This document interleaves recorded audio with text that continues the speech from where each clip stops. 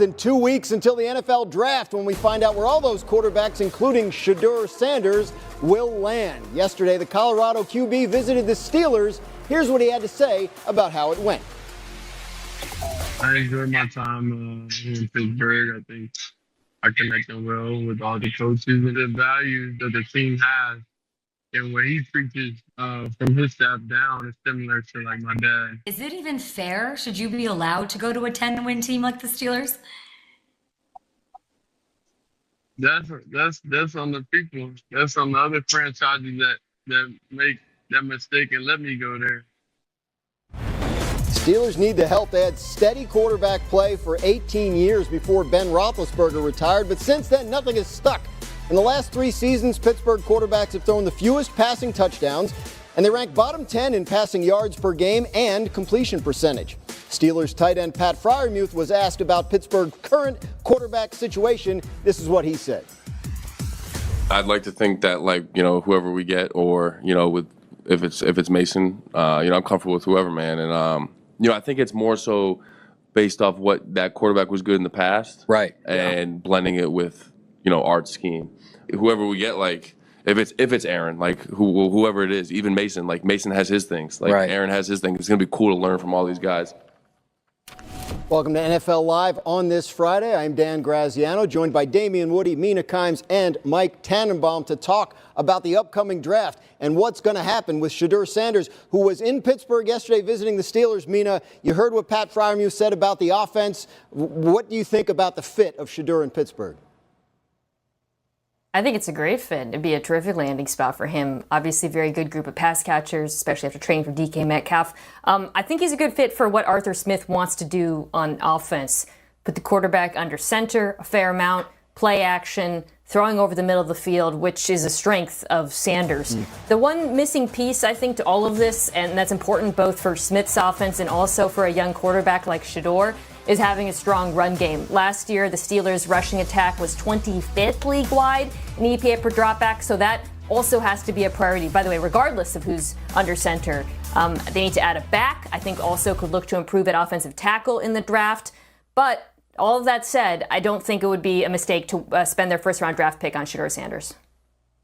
Mina, I agree. I think it's a great scheme fit. And the other thing that Pittsburgh offers for a young quarterback is 3 huge receivers. When you think about George Pickens, DK Metcalf, and Pat Freiermuth, those are massive catch radiuses. And for any young quarterback, that's an added bonus. We see Russell Wilson here fitting the ball into tight spaces, but this offense can look so different with DK Metcalf that we're looking at here. So be it Shedeur Sanders or any other young quarterback, I think Pittsburgh's done a great job of setting up a big infrastructure in terms of 3 big pass catchers.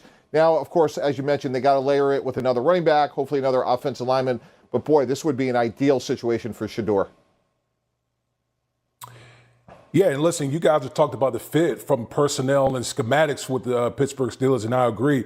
I also want to jump into the fact that I think it's a great fit from the fact that you're talking about the Pittsburgh Steelers organization. A lot of these guys, especially quarterbacks that's getting drafted high, going into questionable situations from an organizational standpoint. And I think the Pittsburgh Steelers offer an infrastructure that will be good for a young quarterback like Shedeur Sanders. When you got Mike Tomlin, a Hall of Fame head coach, who will be able to offer that stability within the organization for a young quarterback, the possibility of Aaron Rodgers coming aboard may take pressure off Shedeur Sanders possibly coming in and having to play early. I think that would be beneficial for a young quarterback like Shedeur Sanders. Mike T., you mentioned the DK Metcalf acquisition. That cost them their second-round pick, and that could affect their ability to move around in the draft if they need to go up and get somebody like Shedeur Sanders or another quarterback. You still like the fact that they were aggressive in the free agency period, even though they weren't set at the quarterback position? I do. I think to have sustained success in the NFL, you have to honestly and soberly look at your team and say, what do we have to do to get better? And they didn't sit there and say, hey, we have Pickens and Freiermuth and Ruben Wilson was a 3rd-round pick. He'll get better. No, they were aggressive. They went out and got a difference maker, a big, strong, downfield, what should be a point scorer. Now, look, I don't think they're also sitting here thinking we're going to have Mason Rudolph as our open day quarterback. So right now it would be a grade of incomplete, Dan. But I give them credit because they went out and got a true difference maker, something they desperately needed. Absolutely. Now they just got to figure out who is going to be throwing him the ball. Staying in the AFC North, there was some news made in Cleveland today. The Browns have signed veteran quarterback Joe Flacco to a one-year, $4 million deal. A couple of years ago, Flacco played for the Browns, won Comeback Player of the Year, and led the team to the playoffs. Browns are excited about Flacco coming back. They tweeted out this picture earlier today. Do we have it? We have the picture the Browns tweeted out earlier today. It was Flacco on an airplane. But anyway, Browns are excited about Flacco coming back. You got to take my word for it. There it is. All right, live looking at the airport. Was not live. This picture is actually from 2023, but you can understand why the Browns would like it because that was a good year for them and for Flacco. Mike T. Flacco's 40, didn't play that great last year in Indianapolis. Do you think the Browns are done adding to the quarterback room with this move?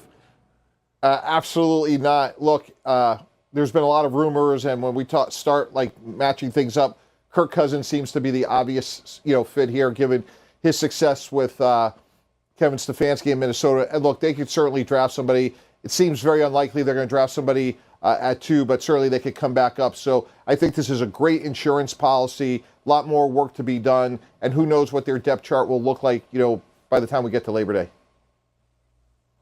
Yeah, I agree with Mike. The Kirk Cousins trade, it seems like could drag out for a while with Atlanta, so I certainly don't begrudge them adding some other quarterbacks to their room. In the meantime, insurance, shall we call it. And as far as the draft goes, as it does seem increasingly likely they're going to go for either Travis Hunter or Abdul Carter with pick 2, I would really be intrigued if they were to add a quarterback like Tyler Shuck out of Louisville later in the draft.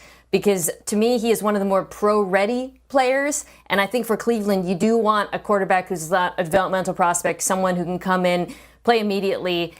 Imagine him throwing to Travis Hunter and Jerry Jeudy at receiver if Hunter was to play receiver for them. So I would look at both the draft and a potential Cousins trade, as Mike alluded to. Yeah, you mentioned Cleveland picking high. They have the number 2 pick. So this move does, make you think about what could go on at the top of the draft. Interesting tweet from our Adam Schefter.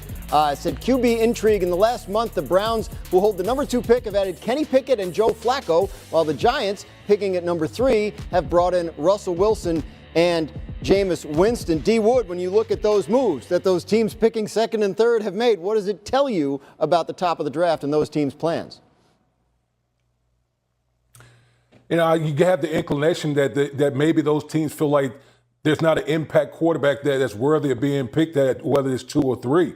And if you look at the New York Giants, for instance, you saw at the end of the year last year, owner John Murray was talking about the sense of urgency for this organization, that they are in quote unquote win now mode. I don't know if you draft Shedeur Sanders, you're actually, you put them in the best position to be successful or help this team win now. And so whether you're looking at the Giants with Russell Wilson and Jameis Winston and what we've seen from the Cleveland Browns, I think they want impact players that can affect them right now and maybe get their quarterback a little bit later in the draft. Yeah, the Browns haven't had a draft pick in the top 25 since 2020, which sounds weird until you remember they traded them all for a quarterback that didn't work out. We are just getting started on... Hôm nay mình sẽ hướng dẫn các bạn cách làm một sợi thun cổ tóc đơn giản từ len nha.